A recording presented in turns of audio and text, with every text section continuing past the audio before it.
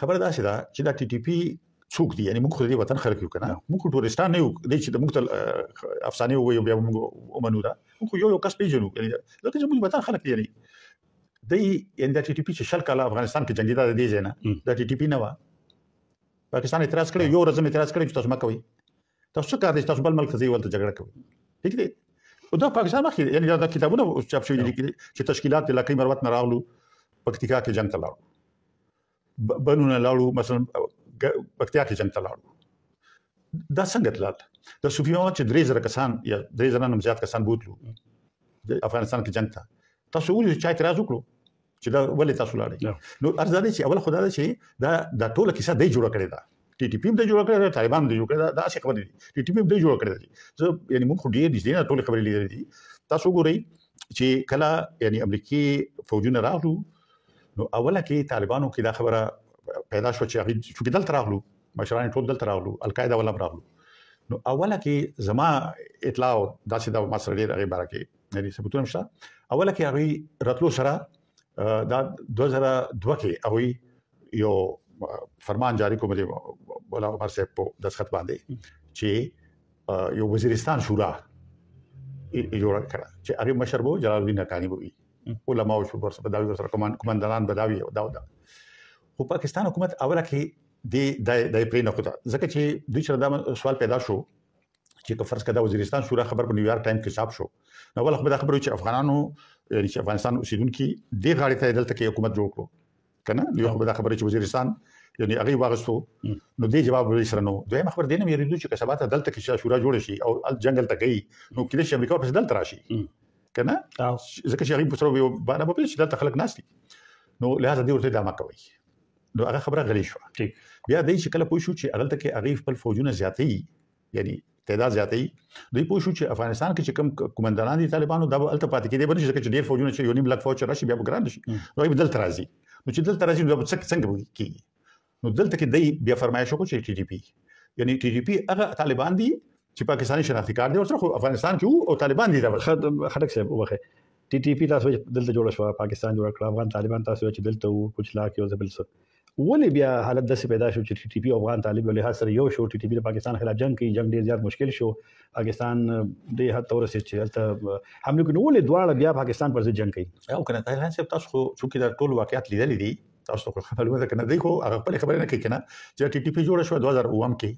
څوار لسکاله پاکستان ټلویزیون اوس موږ په ټلویزیون نه راوړي، خو چې په خبر راتلو نو هر ځای چې ممکن نه چې موږ وایو ټي ټي پی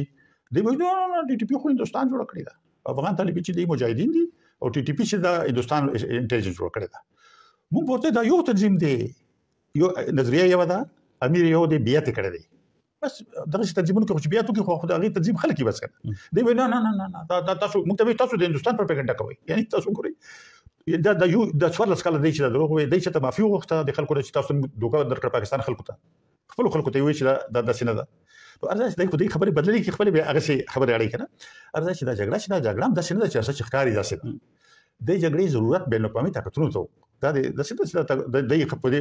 د ټي ټي پی اوس نه لګیا ده، دا حمله د خبره چراله دا تاسو ګورئ یعنی دا د مخکې د روس او د امریکای سور جنگو ټول جنگ دلته راو، اوس د چین او د امریکای سور جنگ دی ټول جنگ بیا دلته راځي لګیا دی، دا جنگ دې لپاره وشو چې تیر څو کلونو کې چې چین کوشش کړې دی چې چین پاکستان افغانستان درې اړخیز یو همکاري جوړ شي، او همکاري لپاره دې کال کې دوه ورډ وشوي بیجینګ کې وشو بلا کابل کې، او دې کې دا امید پیدا شو چې شاید چې افغانستان هم سی پیک کې ګډ شي، دې جنگ اصل کې هغه پروجیکټ باندې حمله وکړه، هغه ته مخه ونیوه. ټیک معافي وکړئ بیا یو واري تاسو د هندستان ذکر وکړو، دا خبره خوراکله چې لکه د چین غا ناکام کړي، آیا دا تاسو درسته چې کله طالبان حکومت کې د بهرنیو چارو وزیر په نوې ډیلی کې وو او دا معاملې خراب شوه، ځینې خلک دا وایي چې دغه افغان خاص کار وایي چې دغه پکې یو علت دی د اوسنی حالت، تاسو دا غنئ چې د طالبانو هند ته نږدېواله دا د دې سبب شو دا اوس چې روان دي طالبان او پاکستان؟ ارزه دي چې پاکستان د کوم بیا د سکیچ په خله یو کوي او عمل کې بلکې په خله چې نه پښتنو نو کوي چې نه افغانستان خو آزاد ملک دی چې چا سره تعلق جوړول شي، خو چې هغه تعلق هیڅ سره جوړ کی نو دی وایي چې دا خو موږ دښمنانو سره یو شو، موږ سره دښمنان دي کنه، نو په افغانستان باندې د افغانستان آزاد ملک منی نه، ارزه دي چې دا یعنی طالبانو سره خو یعنی موږ غریب تنقید کوو، تاسو معلومه ده، خو افغانستان کې په خام داسې شوی دي سردار محمد داود خان بارک ودی چې دا هغه دی هندستان سره حتی حضرت محمد ظاهر شاه بارک به دا خبره کوله سردار محمد داود خان بارک دا کوله خپل د خلک دیموکراتیک حکومتونو خصوصا د ډاکټر صاحب نجیب حکومت بارک به دا خبره کوله اوس خبره ده چې تاسو هغه ته حکومت پرې دی نه هغه خلاف جنگ کوي او دښمنی ورسره کوي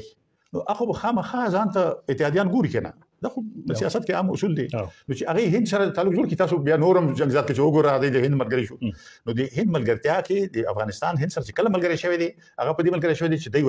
ورسره دښمنی کړې ده او دوی یو قسم ته جنگ کړی دی هغه ته کې یو قسم ته حکومت چې دی هغه تختې اړولو کوشش کړی دی نو هغه ځان ته بل شي کتل دی خو ما یقین لري چې دا د جی پی د جنگ چې د هندستان کولای شي ګوره دا خو موږ د دې وطن خلک ماته کنه چې دا خبره خو یعنی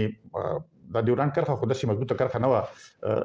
ز چې وړوکو ما کلی کې ما لاچې سره خضر خیل زمون کله دي یعنی هر کال به دا کوچیان راتلل